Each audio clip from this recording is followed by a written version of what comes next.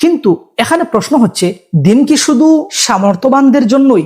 আমাদের উত্তর পূর্ব ভারতে আলহামদুলিল্লাহ বহু দিনী সংগঠন রয়েছে এবং সেগুলির মাধ্যমে বহু হাজার হাজার সবাহি মক্তব পরিচালিত হচ্ছে। কিন্তু আজ আমরা এমন একটি বাস্তব সমস্যার কথা বলতে চাই, যে সমস্যাটি ছাত্ররা প্রতিদিন অনুভব করছে। প্রতিটি দিনী সংগঠনের মক্তবের জন্য নিজস্ব দিনিয়াত বই তৈরি করেছে। আচ্ছা, আপনি কি ভেবেছেন এর ফলে কি হচ্ছে? যে পরীক্ষায় বসতে চায় তাকে আবার নতুন করে সেই সংগঠনের সিলেবাস অনুযায়ী সেই কিতাব পড়তে হয়, যা একজন 10-12 বছরের ছাত্রের জন্য বোঝা হয়ে দাঁড়াচ্ছে। তবে মনে রাখবেন, আমরা এখানে কারো বিরোধিতা করছি না এবং কোনো সংগঠনের অস্তিত্ব তুলে দেওয়ার কথাও বলছি না। আসসালামু আলাইকুম ওয়া রাহমাতুল্লাহি ওয়া বারাকাতুহু। আমাদের উত্তর পূর্ব ভারতে আলহামদুলিল্লাহ বহু দিনী সংগঠন রয়েছে এবং সেগুলির মাধ্যমে বহু হাজার হাজার সবাহি মক্তব পরিচালিত হচ্ছে।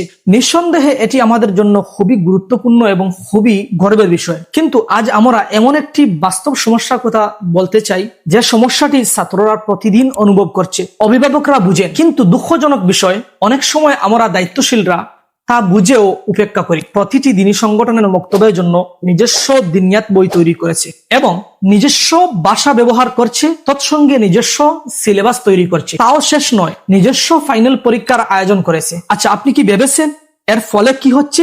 নিজেকে প্রশ্ন করুন, একটি ছাত্র যদি একটি সংগঠনের বই পড়ে, সে অন্য সংগঠনের পরীক্ষায় বসতে পারছে না। যে পরীক্ষায় বসতে চায় তাকে আবার নতুন করে সেই সংগঠনের সিলেবাস অনুযায়ী সেই কিতাব পড়তে হয়।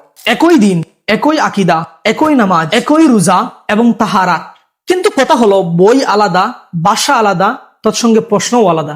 ভাষার দিক দিয়েও বড় সমস্যা দেখা যাচ্ছে এবং কেউ বই লিখছেন খুবই কঠিন পরিভাষায় এবং কেউ আবার অতিরিক্ত লম্বা ব্যাখ্যায়, যা একজন 10-12 বছরের ছাত্রের জন্য বোঝা হয়ে দাঁড়াচ্ছে।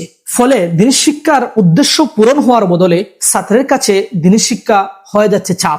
আর সবচেয়ে কষ্টের বিষয় হলো, এর আর্থিক বোঝা গিয়ে পড়েছে গরিব পরিবারের উপর।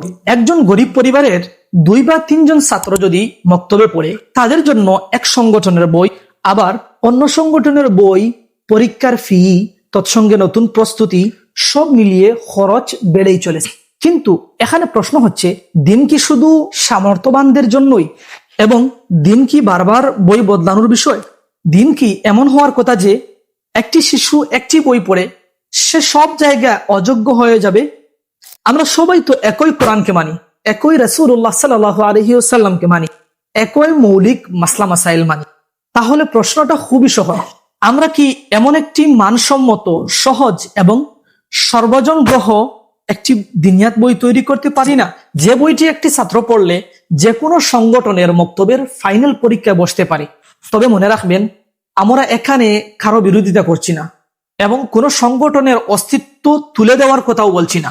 আমরা শুধু বিনীতভাবে অনুরোধ করতেছি, সব সংগঠনের বড় আলিমগণ, তৎসঙ্গে দায়িত্বশীল পরিচালক মন্ডলী এবং অভিজ্ঞ মক্তব শিক্ষকরা একবার এক টেবিলে বসুন, আলোচনা করুন, মাসলা মাসাইল ঠিক করুন, ভাষাকে সহজ করুন এবং ছাত্রদের বোঝার ক্ষমতাকে সম্মান রাখুন। একটি সাধারণ বই হবে, যা হবে সহজ, সংক্ষিপ্ত এবং ছাত্রবান্ধব। এবং সবচেয়ে গুরুত্বপূর্ণ বিষয় হলো, সব সংগঠনের জন্য এটি হবে গ্রহণযোগ্য। যদি আমরা শুধু নিজের বই চালানো, নিজের পরীক্ষা বড় করা, এই প্রতিযোগিতায় ব্যস্ত থাকি, তাহলে ক্ষতি হবে ছাত্রদের এবং উম্মাহের, এবং ক্ষতি হবে গরিব অভিভাবকদের, আর শেষ পর্যন্ত ক্ষতি হবে দিন শিক্ষার্থী। এই চলনায় সাধারণ মানুষ যেন আর না পড়ে, এবং এটা হলো আমাদের দায়িত্ব। এবং আমরা আশা করি এই কথাগুলো সংশ্লিষ্ট সংগঠনের পরিচালকদের কানে পৌঁছাবে এবং তারা বিষয়টি গুরুত্ব দিয়ে ভাববে এবং উম্মাহের স্বার্থে সঠিক সিদ্ধান্ত নেবেন। আল্লাহ আমাদের সবাইকে ইখলাস, হিকমা এবং একতার সাথে কাজ করার তৌফিক দান করুন। সর্বশেষে একটা কথা বলতে চাই যে, আপনাদের এখন দায়িত্ব হলো যে আমাদের এই কথাগুলো সংশ্লিষ্ট সংগঠনের যে দায়িত্বশীলরা আছেন, আপনাদের যে বা যাহার পরিচিত হিসাবে আছেন, ওনাদেরকে মেনশন করুন অথবা ভিডিওটা ওনাদের কাছে পৌঁছে দিন।